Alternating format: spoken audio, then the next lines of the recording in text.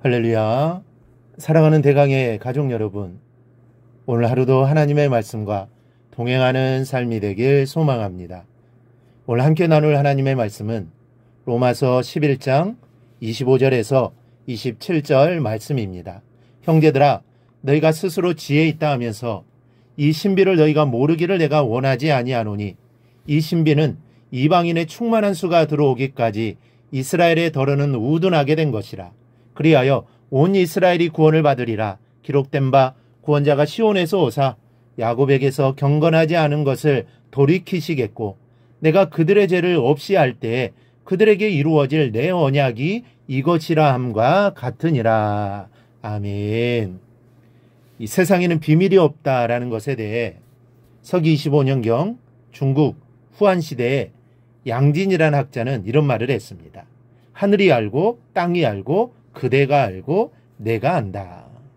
이것이 그 유명한 양진의 사지라는 것입니다. 그러나 정말 세상에 비밀이 없을까요? 비밀은 있습니다. 사람의 일에는 비밀이 없지만 하나님의 일은 사람에게 비밀이기 때문입니다. 오늘 본문에서 하나님은 바울을 통하여 하나님의 비밀을 여러분에게 공개하고 계십니다. 그 비밀이 무엇입니까? 25절 하반절에서 26절입니다. 이 신비를 너희가 모르기를 내가 원하지 아니하노니, 이 신비는 이방인의 충만한 수가 들어오기까지 이스라엘의 덜어는 우둔하게 된 것이라. 그리하여 온 이스라엘이 구원을 받으리라. 기록된 바 구원자가 시온에서 오사 야곱에게서 경건하지 않은 것을 돌이키시겠고. 이 말씀 속에는 두 가지 비밀이 담겨 있습니다. 먼저는 이스라엘이 완악하게 된 것은 이방인의 충만한 수가 들어오게 하기 위함입니다. 이방인의 충만한 수, 바로 이것이 하나님이 알려주시는 첫 번째 비밀의 열쇠입니다. 하나님께서는 구원받아야 할 수를 섭리 가운데 이미 정해 놓으셨습니다. 그 정해 놓으신 수가 얼마인지는 우리는 모릅니다. 이단들은 이 정해진 수를 안다고 합니다. 그래서 요한계시록에 나온 14만 4천이라고 하기도 합니다. 그 숫자에 들어가 구원을 받을 수 있다고 합니다. 하지만 절대로 그렇지 않습니다. 그 정해진 숫자는 아무도 모릅니다. 오직 하나님만 아십니다. 하지만 분명한 것은 하나님이 이 숫자를 채우기 위해서 이스라엘을 도구로 쓰셨고, 그 도구로 쓰시기 위해 이스라엘을 완악하게 하셨다는 사실입니다. 여러분, 산에서 돌을 깨어낼 때 어떻게 합니까? 돌을 깨어내기 위해서는 먼저 바위에 구멍을 뚫습니다. 그리고 그 다음 뚫어진 그 속에 폭약을 넣습니다. 그리고 그 폭약을 폭파시킵니다. 이스라엘이 바로 이 폭약과 같이 사용된 것입니다. 하나님을 모르는 바위와 같은 이방인들을 깨트려 모으기 위해서 하나님은 이스라엘을 폭약으로 사용하셨던 것입니다.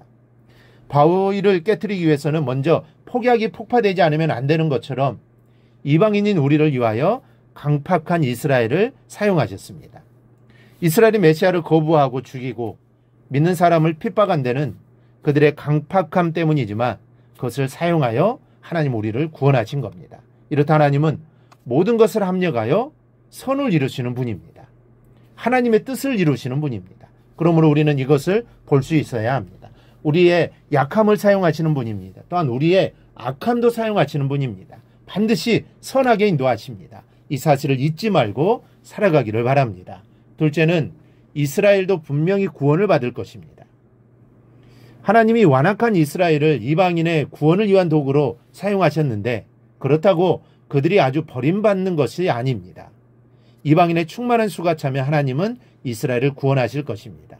여러분, 어떤 아버지가 아버지를 버리고 집을 나가서 자식이 없자 비참한 처지에 있는 가련한 아이를 양자로 드렸습니다. 이 아버지는 양자가 자기 품 안에서 행복해지기를 바랍니다. 그래서 자기 친아들 못지않게 양자를 이해하고 맛있는 음식이나 깨끗한 새 옷을 양자에게 입혔습니다. 그러나 그렇다고 아버지가 이 양자만을 아들로 생각하고 친아들을 찾지 않습니까? 양자에게 맛있는 음식을 먹이면서 새 옷을 입히면서 그 아버지의 마음이 친아들을 잊겠습니까? 오히려 더 가슴이 아프지 않겠습니까? 이스라엘을 향한 하나님의 마음이 이와 같다는 것을 알아야 합니다. 우리가 하나님의 품 안에서 완전히 행복해지고 그런 우리를 끝까지 사랑하시는 것처럼 하나님은 이스라엘에게 그동안 감추어왔던 사랑을 나타내 보이실 겁니다. 하나님은 분명히 우리를 사랑하십니다. 강팍한 이스라엘 때문에 우리를 더 사랑하셨는지도 모릅니다. 그들의 강팍함 때문에 이방인에게 복음이 증거되게 하셨고 과거 2000년 동안 이방인들을 불러 모으셨습니다.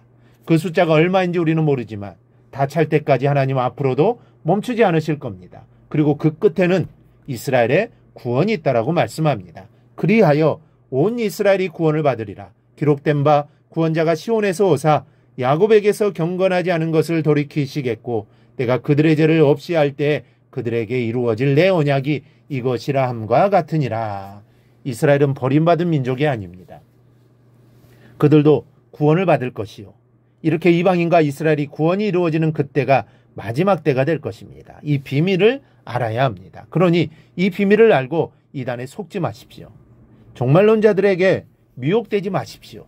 자신들만 구원받을 수 있다, 나를 믿어야 한다, 이런 말들에 절대로 속지 않기를 바랍니다. 그리고 이스라엘의 구원은 반드시 이루어질 것입니다. 하나님이 택한 이스라엘을 어떻게 버릴 수 있겠습니까? 절대로 버릴 수 없습니다. 하나님은 절대로 그런 하나님이 아니십니다. 그러니 이스라엘의 구원을 위해 기도해야 하고 그 구원이 이루어질 때 주님은 다시 오실 것입니다. 우리는 이 사실을 알아야 합니다. 잊어서는 절대로 안 됩니다. 이러한 마지막 때의 비밀을 알고 하나님의 은혜에 감사하면서 이스라엘과 또 우리와 같은 모든 이방인들을 향한 복음 증거의 사명을 감당하시기를 바랍니다. 그리하여 하나님을 기쁘시게 해드리는 성도들이 되기를 주님의 이름으로 축원합니다. 오늘 묵상한 말씀을 굳게 잡고 삶으로 실천하며 살아내는 대강의 모든 성도들이 되기를 축복합니다.